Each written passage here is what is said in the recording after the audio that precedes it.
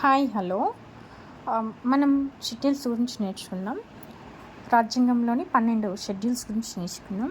అయితే మొట్టమొదటిది వచ్చేసి భూభాగం, రెండవది జీతభత్యాలు అలవెన్స్, మూడవది ప్రమాణ స్వీకారం, నాలుగవది వచ్చేసి రాష్ట్రాలకు మరియు కేంద్రపాలిత ప్రాంతాలకు రాజ్యసభ సీట్ల కేటాయింపు, ఐదవది వచ్చేసి షెడ్యూల ప్రాంతాలు, షెడ్యూల తెగల పరిపాలన నియంత్రణకి సంబంధించినటువంటి అంశాలు, ఆరవది వచ్చేసి ఏటీఎంఎం అస్సాం, త్రిపుర, మేఘాలయ, మిజోరం పరిపాలన, ఏడవది వచ్చేసి అధికార విభజన, కేంద్ర రాష్ట్ర ఉమ్మడి మధ్య అధికారాలను విభజించాలి, 8 భాషలు, 22 భాషలు ఉన్నాయి ప్రజెంట్ భాషలు, 9వది భూ సంస్కరణలు, 4వది పార్టీ ఫిరాయింపులు యాంటీ డిఫెక్షన్ లా, 11 పంచాయతీలు, 12 మున్సిపాలిటీలు, 73, 74.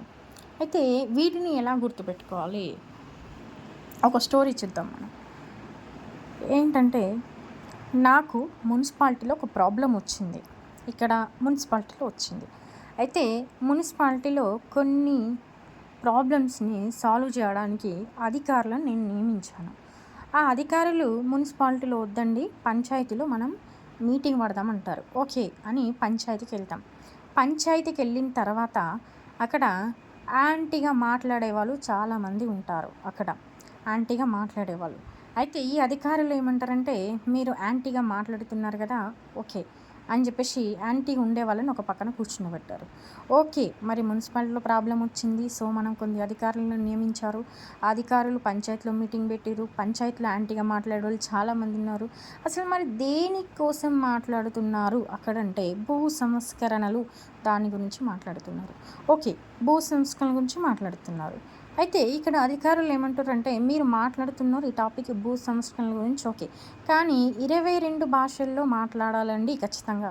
ఎందుకంటే ప్రజలందరికీ అర్థమయ్యే రీతిలో 22 భాషల్లో మాట్లాడాలని చెప్తారు. ఓకే అంటారు. తర్వాత అధికార విభజన చేయాలి, 22 భాషల్లో మాట్లాడాలి. అధికార విభజన అంటే కేంద్ర రాష్ట్ర ఉమ్మడికి ఆ అధికార విభజన చేసే విధంగా మీ మాటలు ఉండాలని చెప్పేసి అధికారులు అంటారు. ఓకే అంటారు. అలాగే ఏటీఎంఎం పరిపాలన అంటే అస్సాం, త్రిపుర, మిజోరం, మేఘాలయ, మిజోరం ఈ పరిపాలనకు సంబంధించిన అంశాలై ఉండాలి. మీరు ఏవైతే మాట్లాడుతున్నారో, భూ సంస్కరణల గురించి మాట్లాడుతున్నారు, 22 భాషలలో మాట్లాడాలి. అండ్ అధికార విభజన జరిగే విధంగా ఉండాలి. అండ్ వీటికి ఎటువంటి నష్టం చేకూరకుండా ఏటీఎంఎంకి సంబంధించినటువంటి అంశాలు కరెక్ట్గా ఉండాలి అంటారు.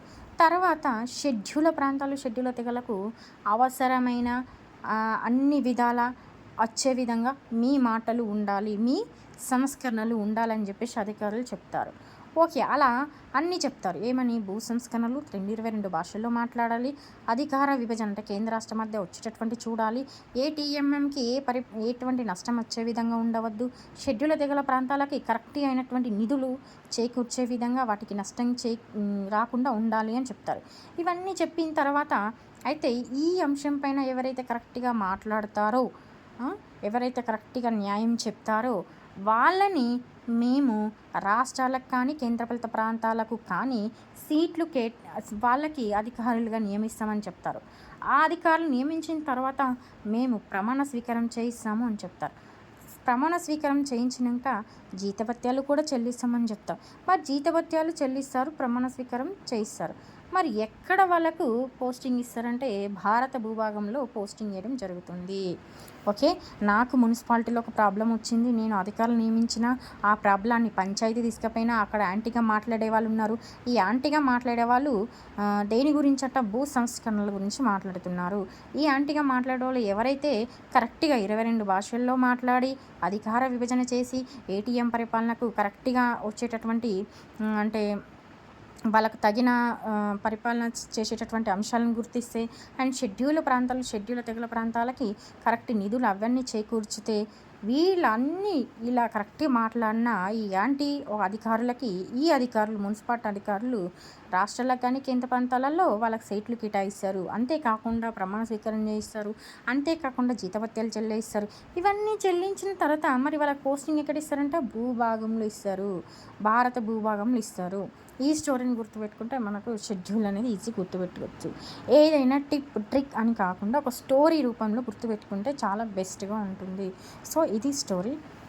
మీకు ఒకవేళ నచ్చినట్టు అయితే ఇది ఫాలో అవ్వండి. అండ్ మనం ఫస్ట్ పాలిటీ చదివేటప్పుడు ఖచ్చితంగా షెడ్యూల్స్, భూభాగాలు, తర్వాత ఆర్టికల్ 50 వరకు ఇవి ఖచ్చితంగా నేర్చుకోవాలండి. Thank you.